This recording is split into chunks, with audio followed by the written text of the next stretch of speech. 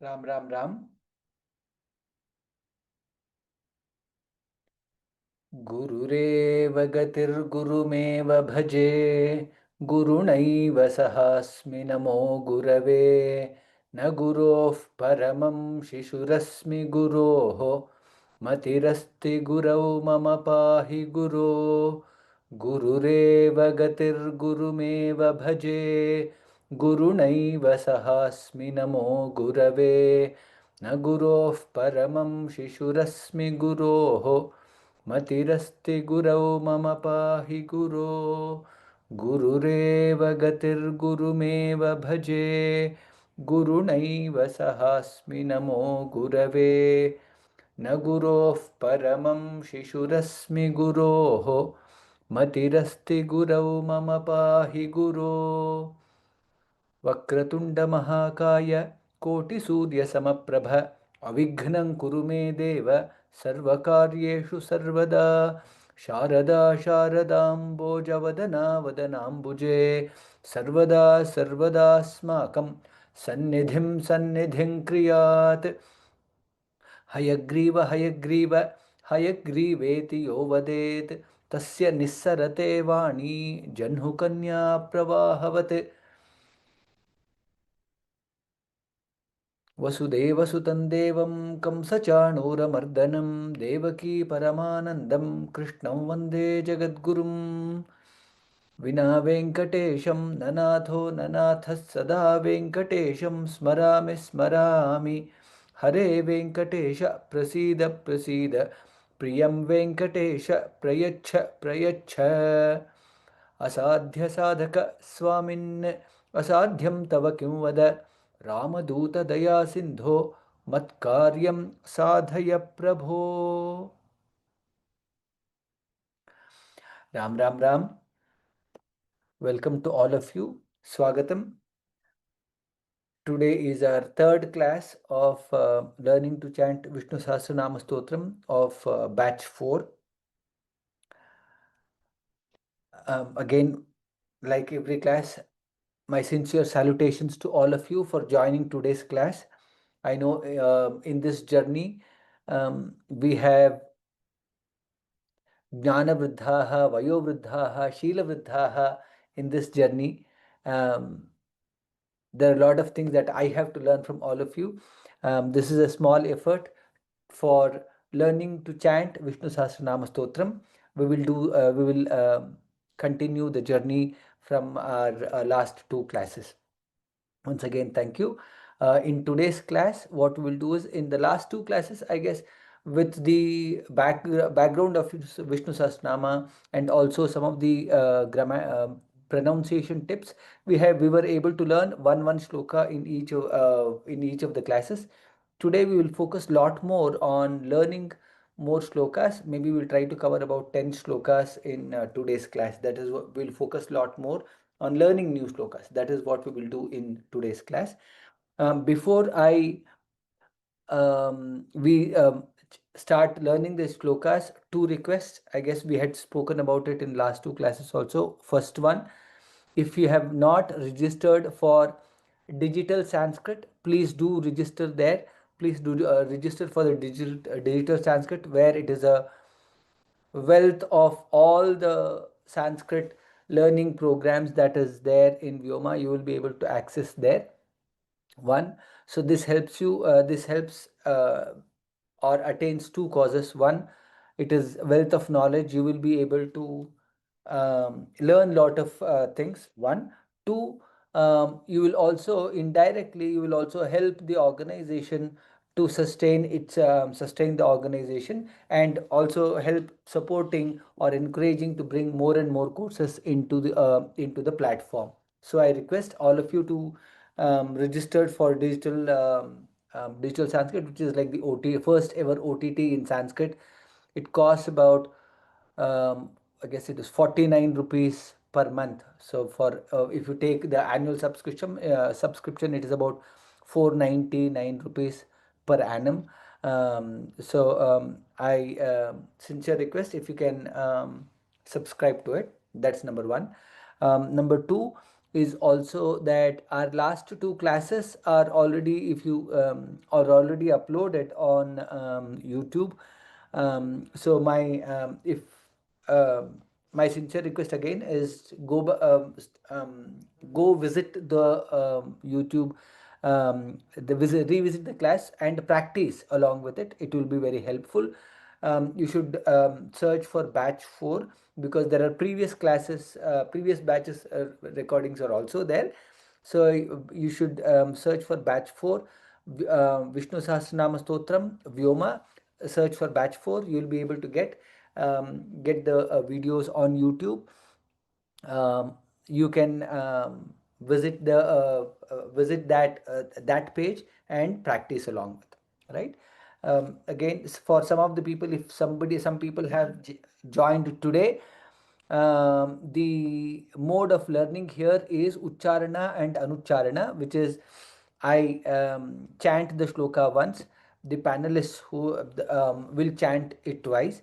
The expectation or the request is that when the panelists are chanting, you should also be on mute and chant along with the panelists twice. So each shloka, so first we'll learn one pada, then we'll learn one full line, and then next we will learn one full shloka. That's how we learn. Um, with that, we will go to chanting the shlokas.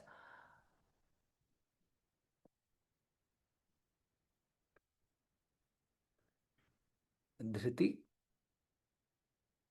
Ram Ram Ram हा, श्रूयते किल? Screen दृश्यते वा? दृश्यते. You might want to sit in the opposite direction. Your face is dark. The light is behind.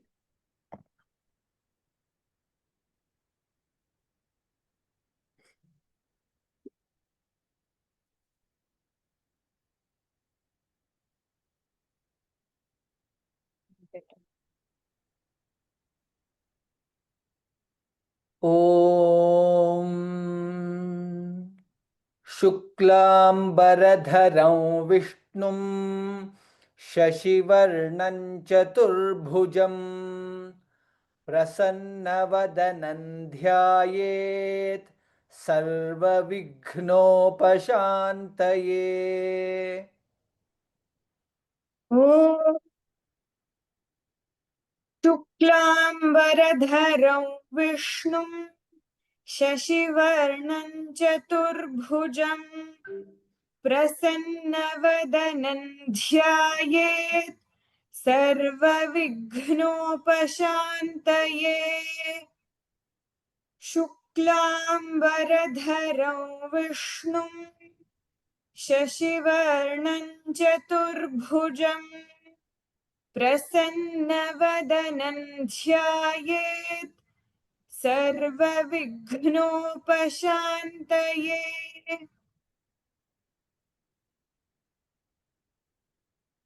नारायणं नमस्कृत्य नरं चैव नरोत्तमं देवीं सरस्वतीं व्यासं ततो जयमुदीरयेत्.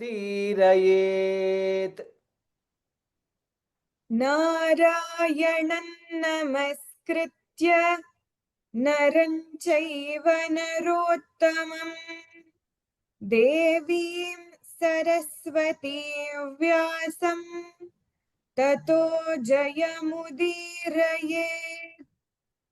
नारायणं नमस्कृत्य नरं चैव नरोत्तमं देवीं सरस्वतीं व्यासं ततो जयमुदीरयेत्. These two shlokas we had learnt in our previous class. We'll learn from the third shloka now.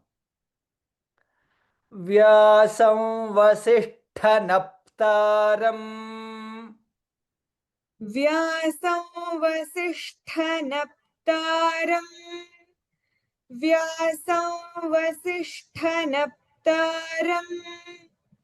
शक्तेः पौत्रमकल्मषम्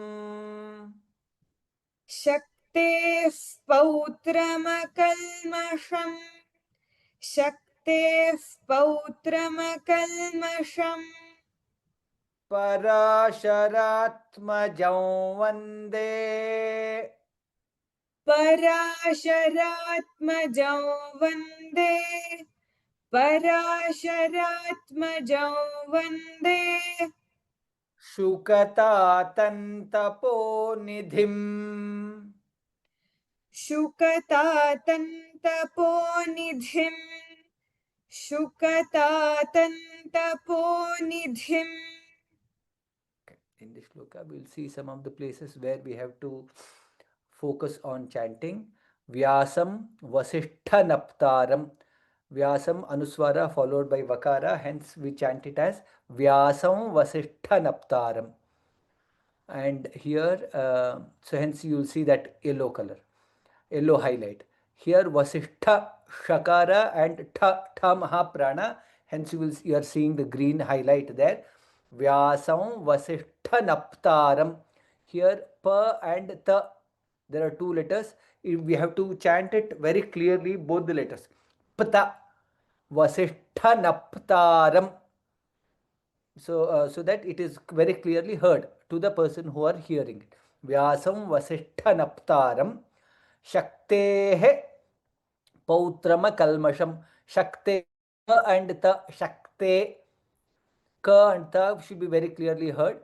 And this is Visarga. Shaktehe Pautrama Kalmasham. Since Visarga followed by Pakara, it is Shakteh Pautrama Kalmasham. We don't say Shaktehe Pautrama Kalmasham. Shakteh Pautrama Kalmasham. Pakara comes there. Fa. Shakteh Pautrama Kalmasham. Shakara this is. Again here Kalmasham. Half la and ma. Kalmasham. Shakteh Pautrama Kalmasham. In the second line, Parasharatmajam Vande, again Anuswara followed by Vakara, hence it is Parasharatmajam Vande. Here before that it is Ta and Ma, Tma, Parasharatma, Parasharatmajam Vande, Parasharatmajam Vande, Shukatatam Taponidhim, Anuswara followed by Takara, hence the last letter of Tavarga, which is Na. Shukatatan taponidhim. That's how it is chant. Shukatatan taponidhim. Dha is Mahaprana, hence you are seeing it in green highlight. Shukatatan taponidhim. So it is second line is Parasharatmajam Vande Shukatatan taponidhim. Please keep all these in mind when we are chanting this shloka. Vyasam Vasishthanaptaram Shakteः Pautramakαλmasham. व्यासं वसिष्ठनप्तारं शक्तेः पौत्रमकल्मषम् व्यासं वसिष्ठनप्तारं शक्तेः पौत्रमकल्मषम् Parasharatmajam Vande Shukatatantaponidhim. पराशरात्मजं वन्दे शुकतातन्तपोनिधिम् पराशरात्मजं वन्दे शुकतातन्तपोनिधिम् Vyasam Vasishthanaptaram Shakteः Pautramakαλmasham. Parasharatmajam Vande Shukatatantaponidhim. व्यासं वसिष्ठनप्तारं शक्तेः पौत्रमकल्मषम् पराशरात्मजं वन्दे शुकतातन्तपोनिधिम् व्यासं वसिष्ठनप्तारं शक्तेः पौत्रमकल्मषम् पराशरात्मजौ वन्दे शुकतातन्तपोनिधिम् व्यासाय विष्णुरूपाय व्यासाय विष्णुरूपाय व्यासाय विष्णुरूपाय व्यासरूपाय विष्णवे व्यासरूपाय विष्णवे व्यासरूपाय विष्णवे नमो वै ब्रह्मनिधये नमो वै ब्रह्मनिधये नमो वै ब्रह्मनिधये वासिष्ठाय नमो नमः वासिष्ठाय नमो नमः वासिष्ठाय नमो नमः व्यासाय विष्णुरूपाय रू is dirgha there विष्णुरूपाय again pa is dirgha akara विष्णुरूपाय vyasa again va and ya vya should both letters should be clearly heard vyasa vya is vya dirgha vyasa rupaya again ru is dirgha pa is dirgha rupaya vishnave. Usually in Sanskritam, ekara is always dirgha. Vishnave, it is not Vishnave. Vishnave, shakara, sha and na. Vishnave, namo, vai, brahma nidhaye, dha is mahaprana, ba and ra, bra, brahma nidhaye. Some people also chant this as brahma, depending on how they have learned, etc. There are again discussions on which is right, etc.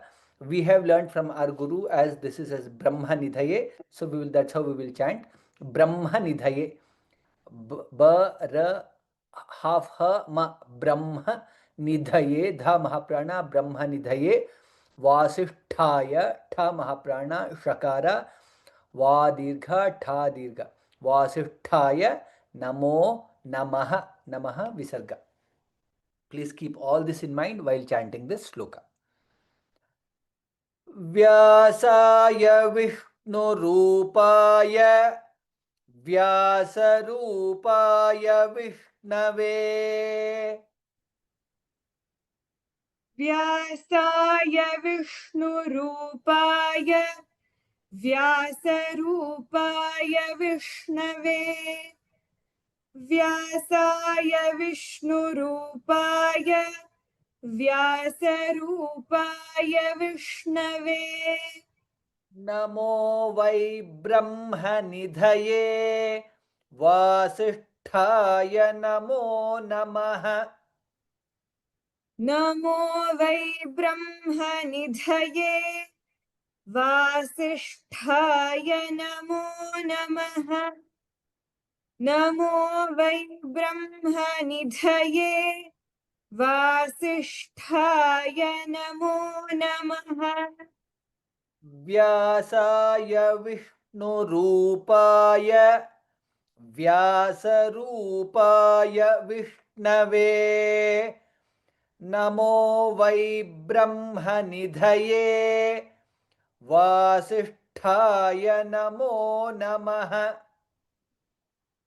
व्यासाय विष्णुरूपाय व्यासरूपाय विष्णवे नमो वै ब्रह्मनिधये वासिष्ठाय नमो नमः व्यासाय विष्णुरूपाय व्यासरूपाय विष्णवे नमो वै ब्रह्मनिधये वासिष्ठाय नमो नमः अविकाराय शुद्धाय अविकाराय शुद्धाय अविकाराय शुद्धाय नित्याय परमात्मने नित्याय परमात्मने नित्याय परमात्मने सदैकरूपरूपाय सदैकरूपरूपाय सदैकरूपरूपाय विष्णवे सर्वजिष्णवे विष्णवे सर्वजिष्णवे विष्णवे सर्वजिष्णवे end the shloka. Avikaraya Shuddhaya. Dha is Mahaprana. The Dha Shuddhaya Dirgha again. Shuddhaya Nityaya Paramatmane. Sadaika Rupa Rupaya. Rupa Ru is always Dirgha. Rupa Rupaya. Pa is again Dirgha. Vishnave Sarva Jishnave. In second line it is always Shakara, not Sha. It is not Vishnave. Vishnave Sarva Jishnave. And also one common mistake which most people do is Avikara Ya. Ya is only Hrasva. Ya. It is not Ya. Avikara Ya Shuddhaya. It's not there. Avikara Ya Shuddhaya. It is Hrasva only. Again, Nityaya Paramatmane. Okay, keep all these things in mind while chanting this shloka. अविकाराय शुद्धाय नित्याय परमात्मने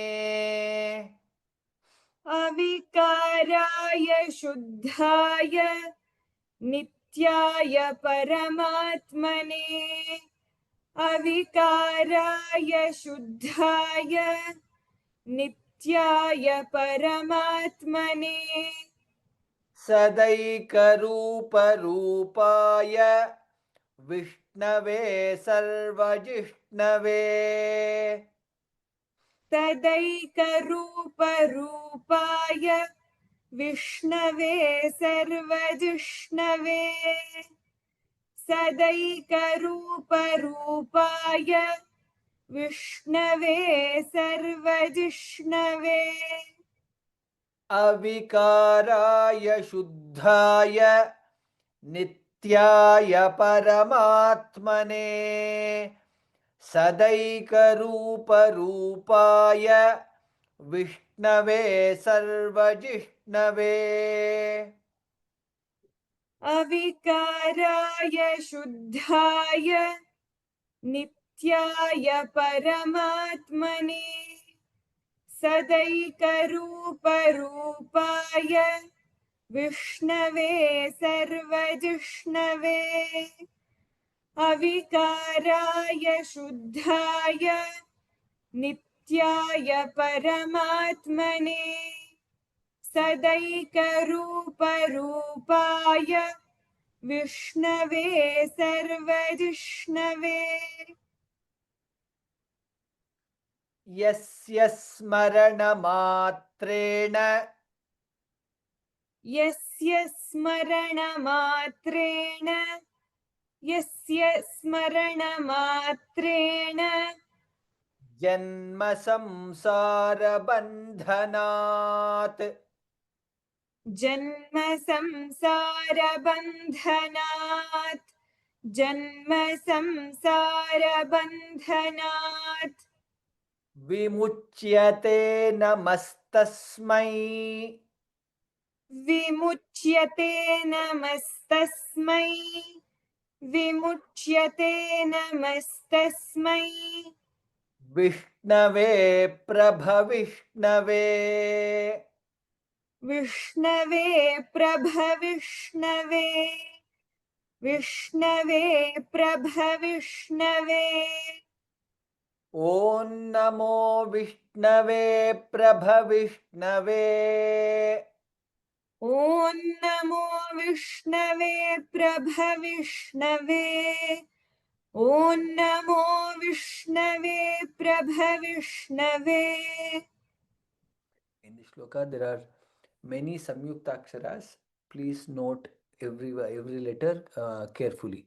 Yasya, sa and yasya, yasya, smarana, again half sa and ma, sma, smarana, matrena, tra, matrena, janma, half na and ma, janma, samsara, bandhanat, hafna and dha, mahaprana dha, hence you see green color highlight, bandhanat, vimuchyate, half cha and ya, both letters should be very clearly heard, chya, it is not vimuchyate, it is chya, vimuchyate, namastasmai, half sa and the, again half sa and ma, namastasmai, very clearly has to be chanted, namastasmai vishnave, prabha, bha is mahaprana, prabha vishnave, om namo vishnave, prabha vishnave. Please note all the samyuktaksharas in this shloka and chant rightly. यस्य स्मरणमात्रेण जन्मसंसारबन्धनात् यस्य स्मरणमात्रेण जन्मसंसारबन्धनात् यस्य स्मरणमात्रेण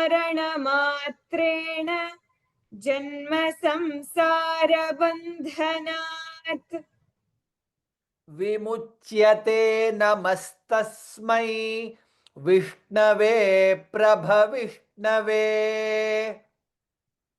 विमुच्यते नमस्तस्मै विष्णवे प्रभविष्णवे विमुच्यते नमस्तस्मै विष्णवे प्रभविष्णवे ॐ नमो विष्णवे प्रभविष्णवे ॐ नमो विष्णवे प्रभविष्णवे ॐ नमो विष्णवे प्रभविष्णवे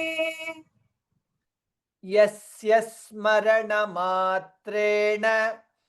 जन्मसंसारबन्धनात् विमुच्यते नमस्तस्मै विष्णवे प्रभविष्णवे ॐ नमो विष्णवे प्रभविष्णवे यस्य स्मरणमात्रेण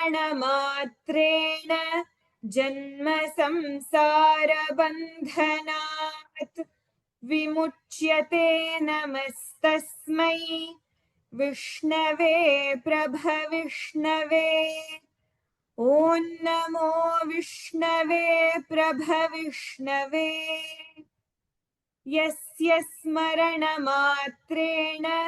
जन्मसंसारबन्धनात् विमुच्यते नमस्तस्मै विष्णवे प्रभविष्णवे ॐ नमो विष्णवे प्रभविष्णवे श्रीवैशम्पायन उवाच श्रीवैशम्पायन उवाच श्रीवैशम्पायन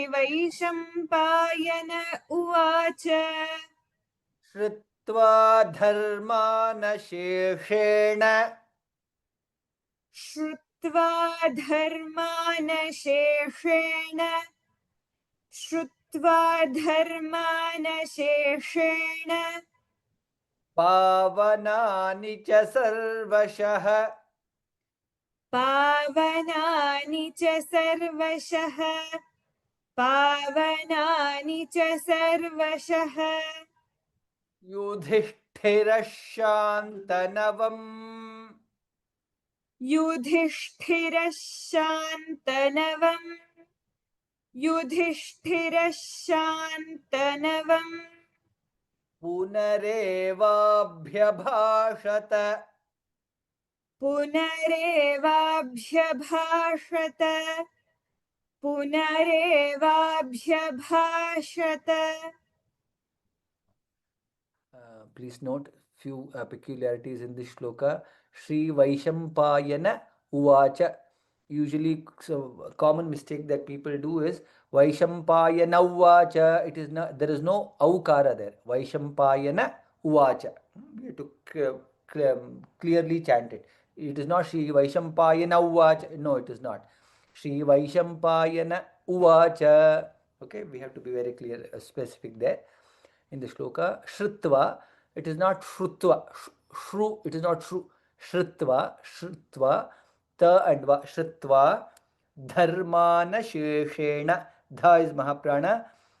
Dharmana Sheshena. Both Sha and Sha are together. We have to be very clear when pronouncing both the letters. Dharmana Sheshena. Pavanani cha sarvashah. Sa and sha should be very clear, distinguishing. Sarvashah. Yudhishthirah.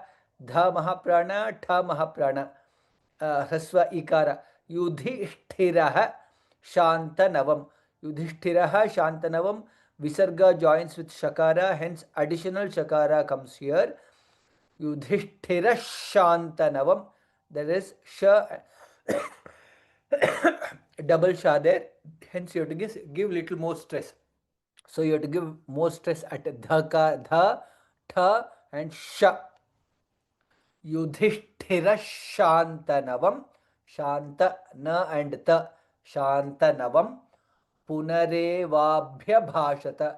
Bha and Ya. Bhya. Bha is Mahaprana. Again Bhashata. Bha is Mahaprana. So both Bha is Mahaprana. Punarevabhya Bhashata. Note all this while chanting the shloka. Shri Vaishampayana Uvacha. Shri Vaishampayana Uvacha. Shri Vaishampayana Uvacha. Shrutva dharmana sheshena pavanani cha sarvashah. Shrutva dharmana sheshena pavanani cha sarvashah. Shrutva dharmana sheshena pavanani cha sarvashah. Yudhishthira Shantanavam punarevabhyabhashata. Yudhishthira Shantanavam punarevabhyabhashata. Yudhishthira Shantanavam punarevabhyabhashata.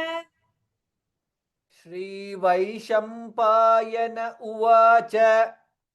Shrutva dharmana sheshena pavanani cha sarvashah. Yudhishthira Shantanavam punarevabhyabhashata. Shri Vaishampayana Uvacha. Shrutva dharmana sheshena pavanani cha sarvashah. Yudhishthira Shantanavam punarevabhyabhashata. Shri Vaishampayana Uvacha. Shrutva dharmana sheshena pavanani cha sarvashah. Yudhishthira Shantanavam punarevabhyabhashata.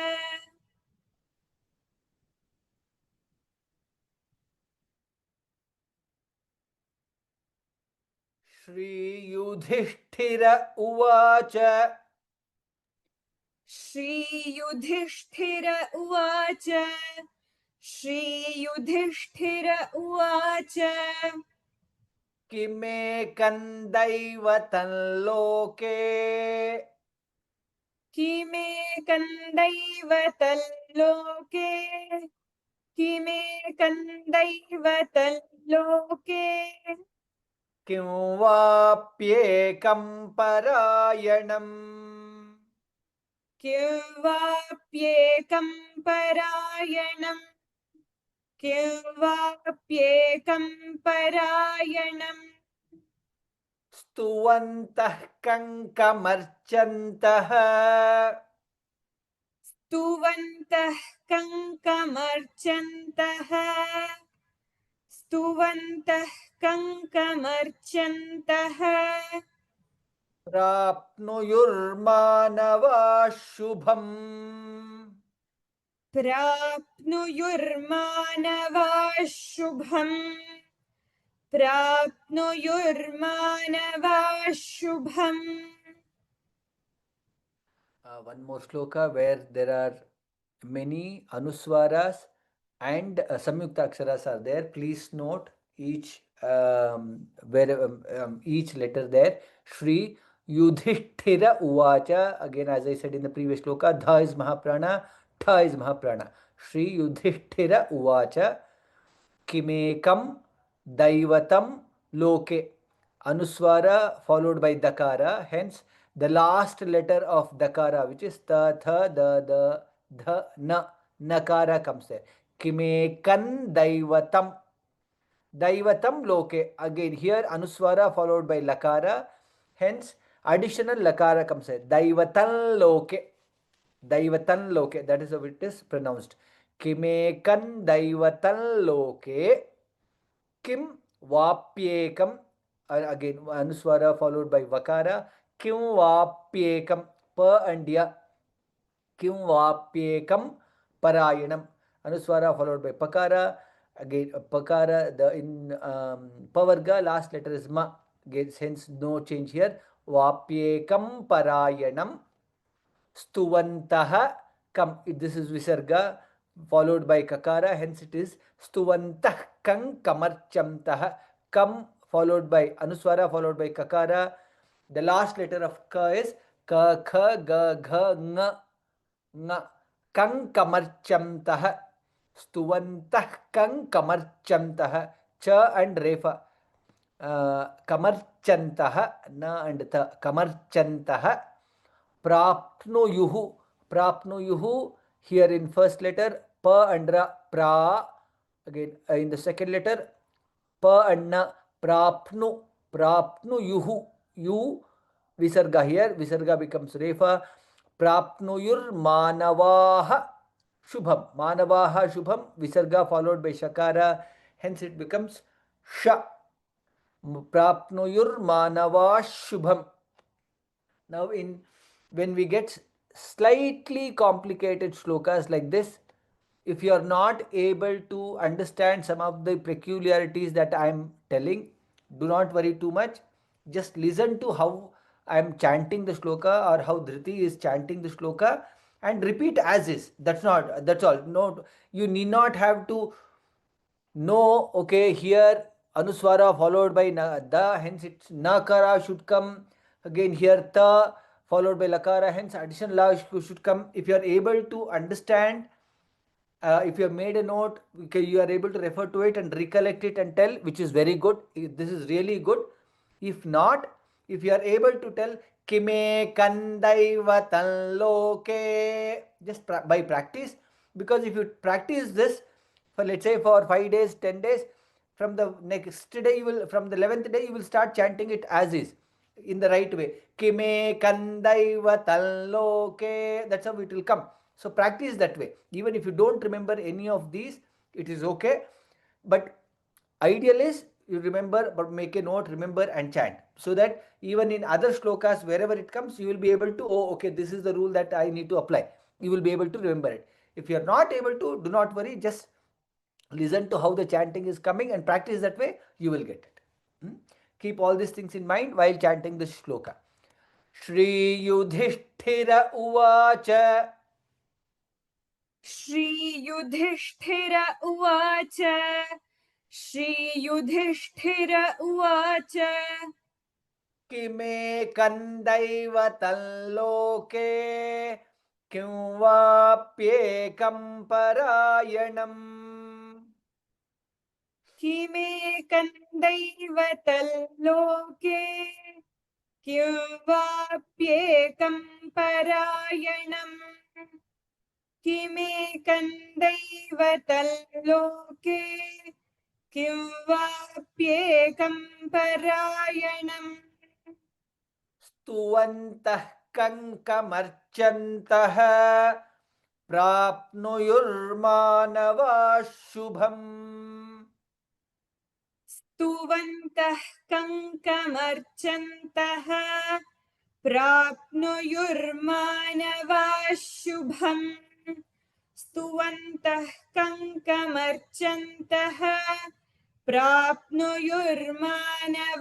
शुभम् श्रीयुधिष्ठिर उवाच किमेकन्दैव तल्लोके किं वाप्येकं परायणम् स्तुवन्तः कङ्कमर्चन्तः प्राप्नुयुर्मानवाः शुभम् श्रीयुधिष्ठिर उवाच किमेकन्दैव तल्लोके किं वाप्येकं परायणम् स्तुवन्तः कङ्कमर्चन्तः प्राप्नुयुर्मानवाः शुभम् श्रीयुधिष्ठिर उवाच किमेकन्दैव तल्लोके किं वाप्येकं परायणम् स्तुवन्तः कङ्कमर्चन्तः प्राप्नुयुर्मानवाः शुभम् को धर्मः सर्वधर्माणाम्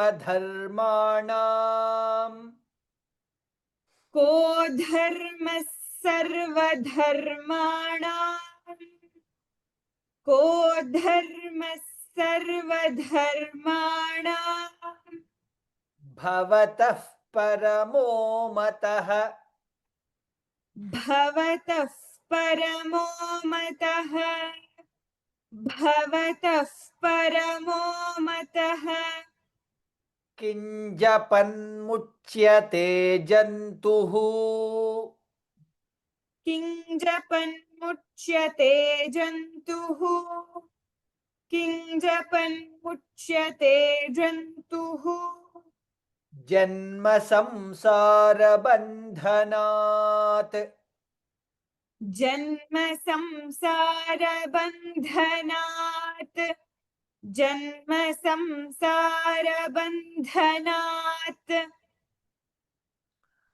Okay, in this sloka, ko dharmaha, dha mahaprana, sarva dharmanam, again dha is mahaprana, dharmaha sarva dharmanam, dharmas sarva dharmanam, sa becomes double there.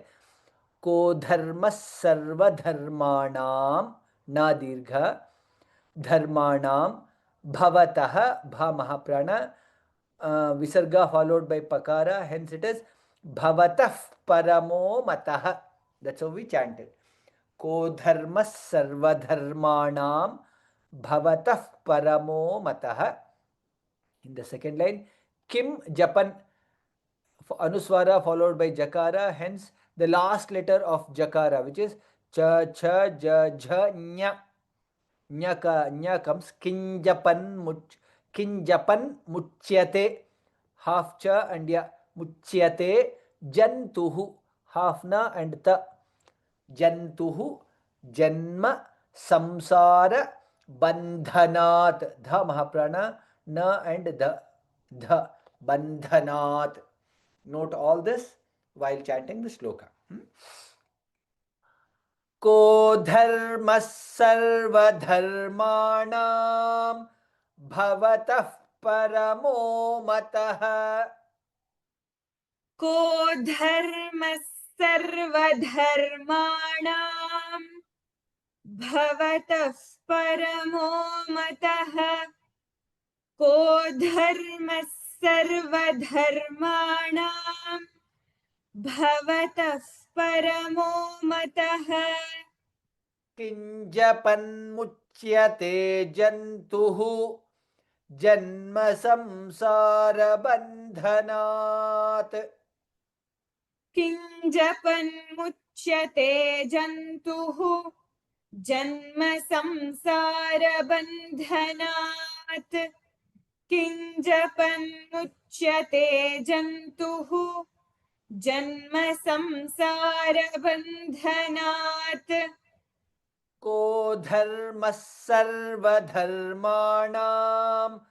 भवतः परमो मतः किञ्जपन्मुच्यते जन्तुः जन्म संसारबन्धनात् को धर्मः सर्वधर्माणां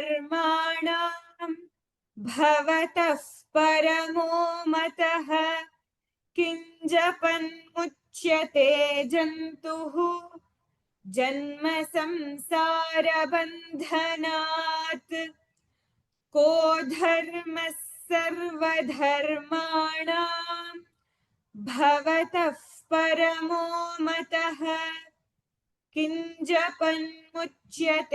जन्तुः जन्म संसारबन्धनात्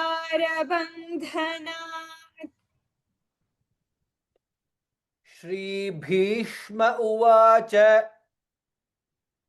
श्रीभीष्म उवाच श्रीभीष्म उवाच जगत्प्रभुं देवदेवम् जगत्प्रभुं देवदेवम् जगत्प्रभुं देवदेवम् अनन्तं पुरुषोत्तमम्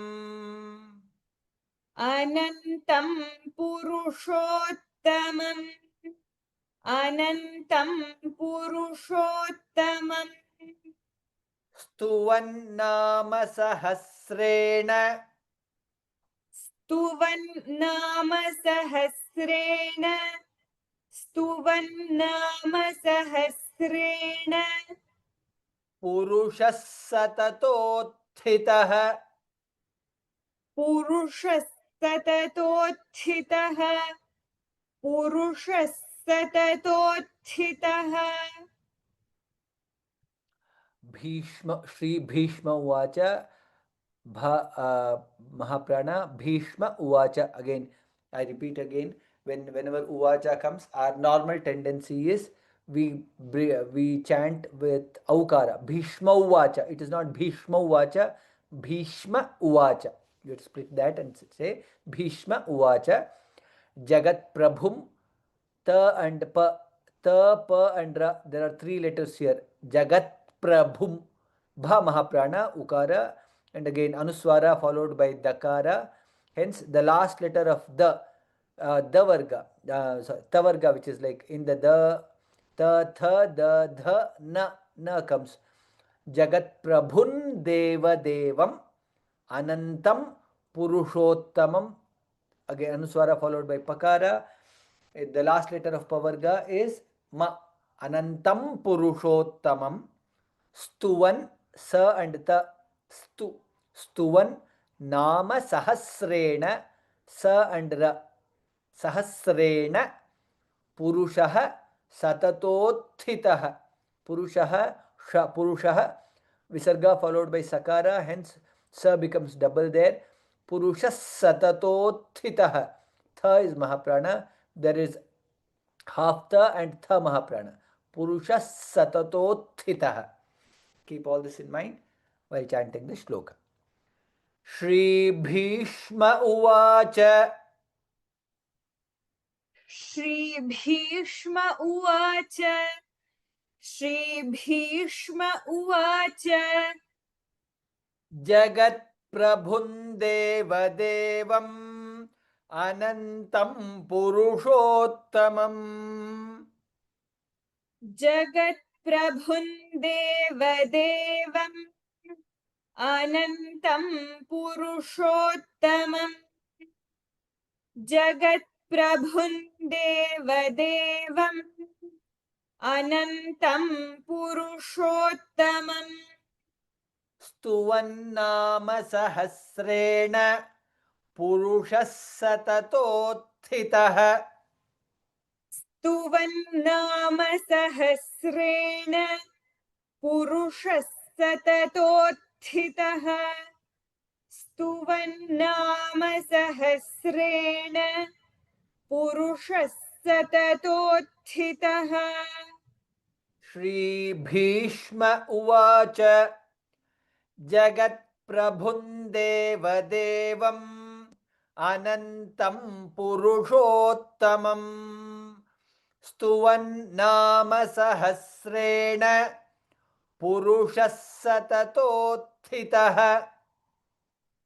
श्रीभीष्म उवाच जगत्प्रभुं देवदेवम् अनन्तं पुरुषोत्तमम् स्तुवन्नाम सहस्रेण पुरुषः सततोत्थितः श्रीभीष्म उवाच जगत्प्रभुं देवदेवम् अनन्तं पुरुषोत्तमम् स्तुवन्नाम सहस्रेण पुरुषः सततोत्थितः. So, in terms of the new shlokas, we will stop here. We will chant all the 10 shlokas once again. So, if you have missed any one shloka in between, you can follow it once again. ॐ शुक्लाम्बरधरं विष्णुं शशिवर्णं चतुर्भुजं प्रसन्नवदनं ध्यायेत् सर्वविघ्नोपशान्तये नारायणं नमस्कृत्य नरं चैव नरोत्तमं देवीं सरस्वतीं व्यासं ततो जयमुदीरयेत् व्यासं वसिष्ठनप्तारं शक्तेः पौत्रमकल्मषम् पराशरात्मजं वन्दे शुकतातन्तपोनिधिम् व्यासाय विष्णुरूपाय व्यासरूपाय विष्णवे नमो वै ब्रह्मनिधये वासिष्ठाय नमो नमः अविकाराय शुद्धाय नित्याय परमात्मने सदैकरूपरूपाय विष्णवे सर्वजिष्णवे यस्य स्मरणमात्रेण जन्मसंसारबन्धनात् विमुच्यते नमस्तस्मै विष्णवे प्रभविष्णवे ॐ नमो विष्णवे प्रभविष्णवे श्रीवैशम्पायन उवाच श्रुत्वा धर्मानशेषेण पावनानि च सर्वशः युधिष्ठिरः शान्तनवं पुनरेवाभ्यभाषत श्रीयुधिष्ठिर उवाच किमेकं दैवतं लोके किं वाप्येकं परायणं स्तुवन्तः कङ्कमर्चन्तः प्राप्नुयुर्मानवाः शुभम् को धर्मः सर्वधर्माणां भवतः परमो मतः किञ्जपन्मुच्यते जन्तुः जन्म संसारबन्धनात् श्रीभीष्म उवाच जगत्प्रभुं देवदेवं अनन्तं पुरुषोत्तमं स्तुवन्नामसहस्रेण पुरुषः सततोत्थितः. So we had learned till now, till here. In the next class, we will learn from the next sloka. Maybe we will, I guess there were some questions. We will see what are those questions and see if we can answer those. How to subscribe to this, sir? Please guide. I'm assuming that you are referring to digital Sanskrit. Maybe what I'll do is I'll share my screen and show you. Hope you are able to see my screen. Okay. So if you go to digitalsanskrit.com, this is where you go, you come to the site. This is the site that you come in. So click on find your plan. If you click on find your plan, okay, so here you get 3 plans. Because I'm subscribed, it is showing not available, etc. etc. See here it says your current plan. So you have free plan, gold plan, and platinum plan. By default, you will be in this plan. To access all the things that are there, my suggestion is that you subscribe to platinum plan, which is here. You can see 49 rupees per month or 490 rupees yearly billed annually.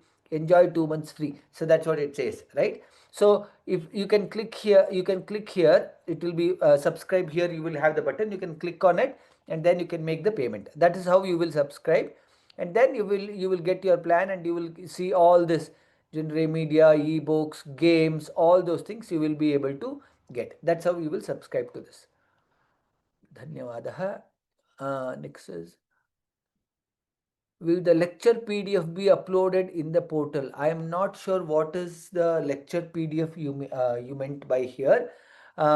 Whatever the recordings of this, yes, will be uploaded on the digital Sanskrit there. It is also there on YouTube. Yes, that will be uploaded there. If it is already there, in YouTube. You will be able to view it. Just before ending today's session, I missed previous sessions, so I would like to know the link where I can sessions from the beginning. Okay, so if you go to there are two places, rather 3 places where you can see the recordings of the previous sessions. One, you go to the home page and you can click on the recordings. You will be able to see the recordings there. That's number 1 place. Second is, go to YouTube, search for Vishnu Sahasranama Vyoma batch 4. You will be able to see the last 2 classes recordings. You will be able to see. Or if you also, when you log on to as I said, when you subscribe to digital Sanskrit, you will be able to see there also. Hope that answers. Closer to his mic, the nuances can be better heard as much as the chanter. Oh, I'm sorry if my voice was not clear. I will try to keep that clear from the next time. I will try to keep that. I will try to be closer to the mic from next time. Sorry about that. Yudhishthira Uvacha. Shri comes. Shri Yudhishthira Uvacha. Yes, Shri Yudhishthira Uvacha. That's how it is in the Sloka also.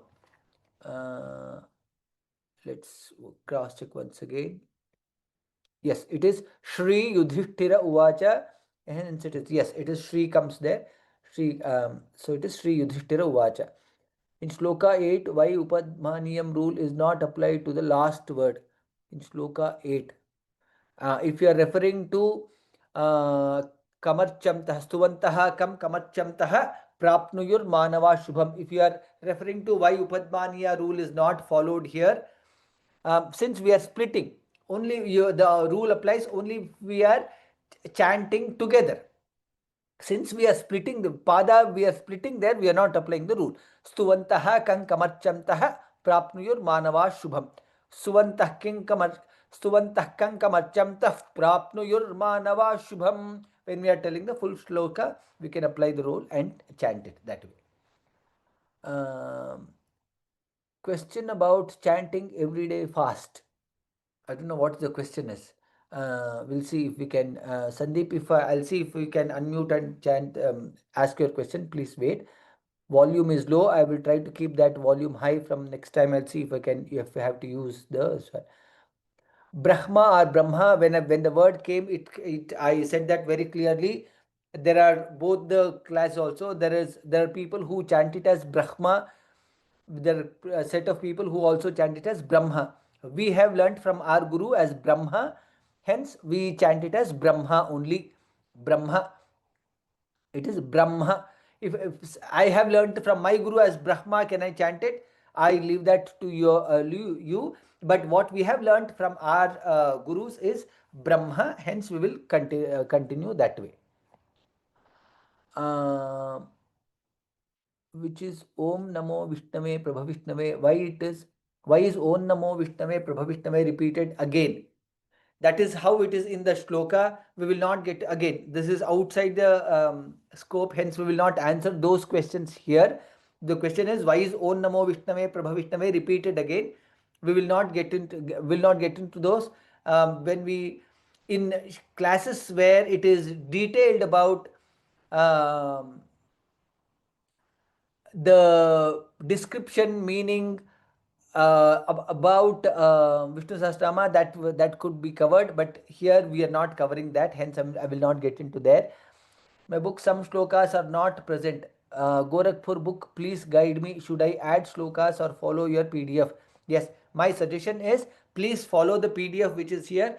You can take a printout and follow. There could be some changes in the Dhyana Shlokas. In the Purva Pitika, there could be some changes here and there. It is okay. But from Shri Yudhishthira Uvacha, it is same. I don't think there is any changes there. But yes, my suggestion is, yes, please take a printout or the PDF and follow that. That will be better.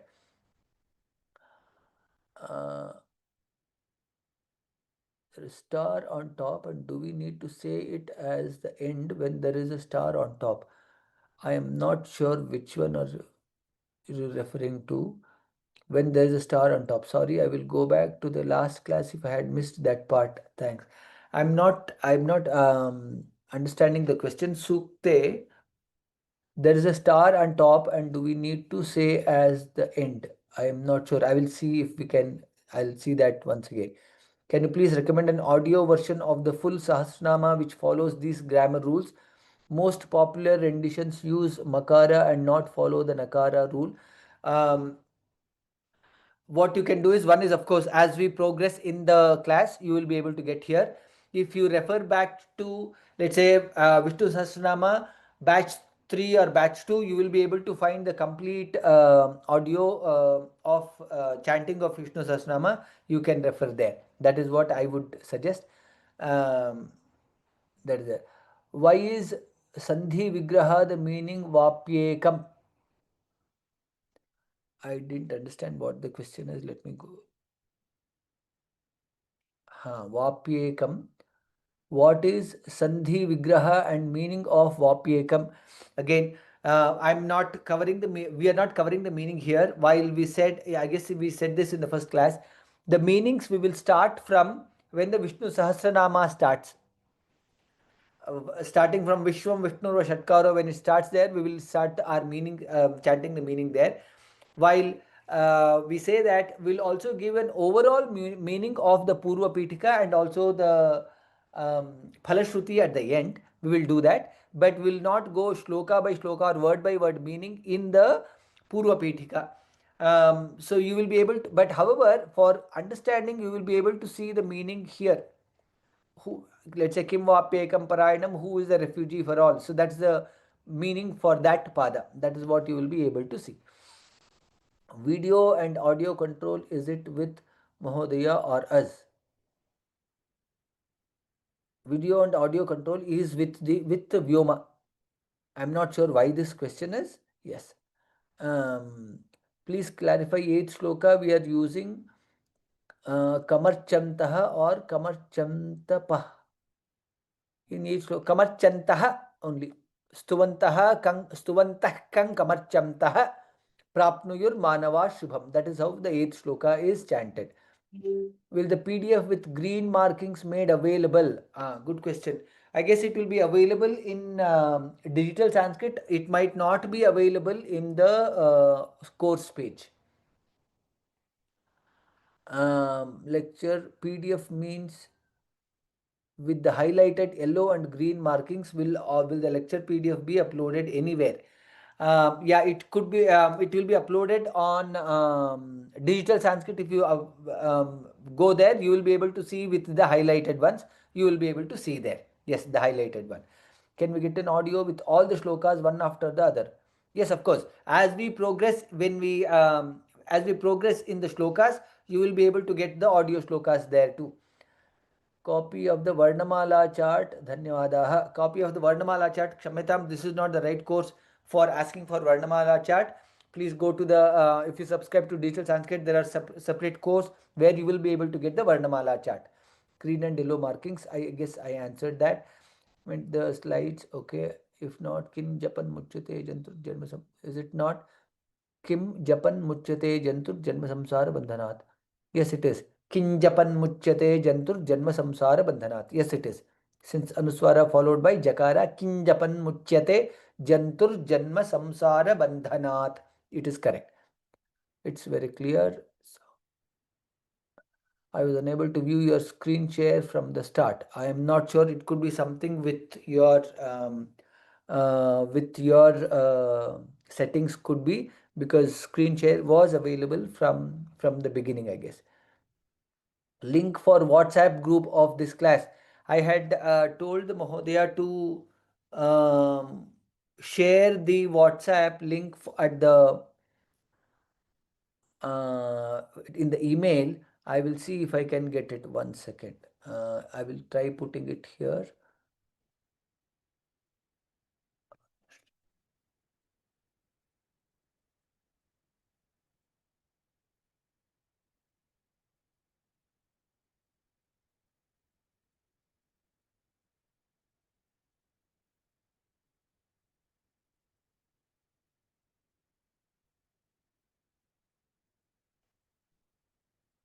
Give me a minute. I'm trying to.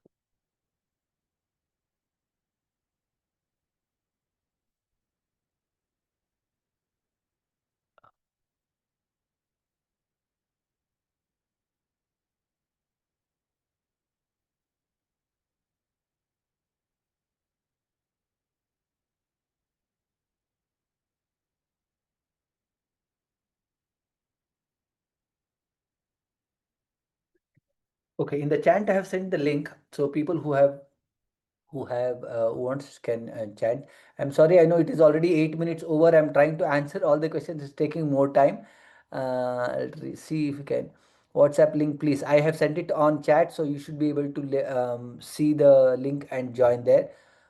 Clarify your fine throat. I wonder if individual listeners are having problems on their section. Okay, split the 10 verse.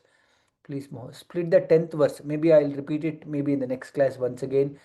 Ignore my question. I'll wait for a few more classes and ask. I meant the English script in PDF. It is the English script in PDF is already there in should be already there in the home page. So you can download from there. The English script is already, it should be already be there. Is there a link to download the lyrics of the PDF? It appears to be embedded. If you go to the home page, you will be able to download the lyrics. When I say lyrics, the entire Vishnu Sahasranama Stotram, it is there in Devanagari, English, Kannada, Tamil, Telugu, I guess it in few languages. You will be able to download from the home page.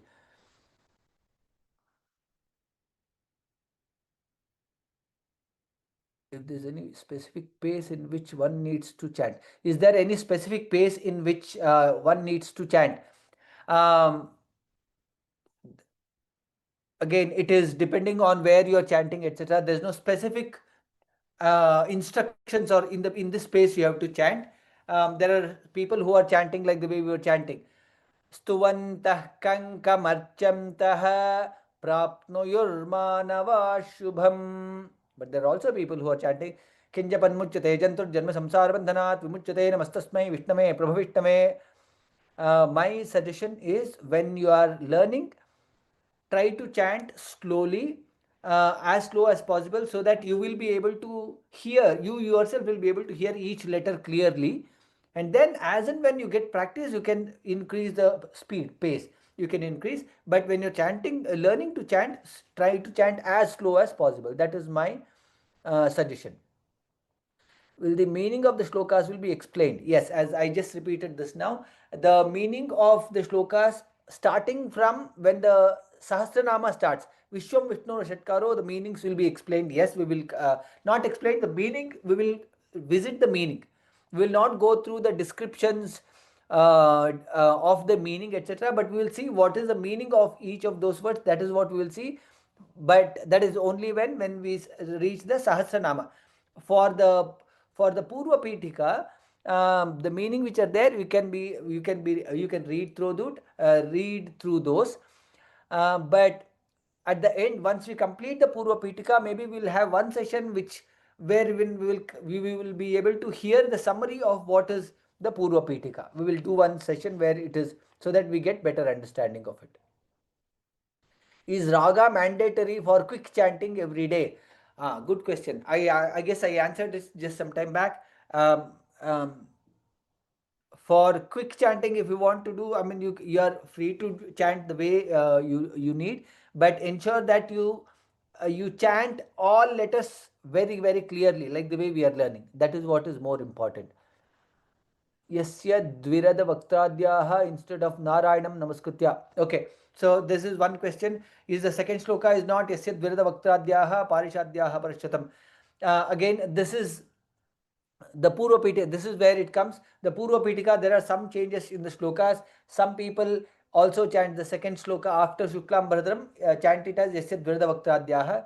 Some people also chant it as Narayanan namaskritya. What we have done is, whichever is um, widely accepted, that is what we have taken. So if you chant Yasya Dvirada Vaktadya, it is not wrong. Or if you chant Narayana Namaskritya, that is also okay. Okay, I guess we covered most of those questions. I know it's already 15 minutes above. Thank you all for attending today's session.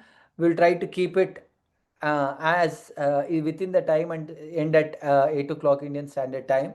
With the questions, I guess we will get little more time, but you feel free to kind of log off the class if you have other commitments and have to go to the other things after 8 o'clock. Feel free to log off the class, so people who have questions can listen to the answers. सर्वे भवन्तु सुखिनः, सर्वे सन्तु निरामयाः, सर्वे भद्राणि पश्यन्तु, मा कश्चित् दुःखभाग् भवेत्. ओम शांति शांति शांति. Ram Ram Ram. We will meet again on Wednesday's class.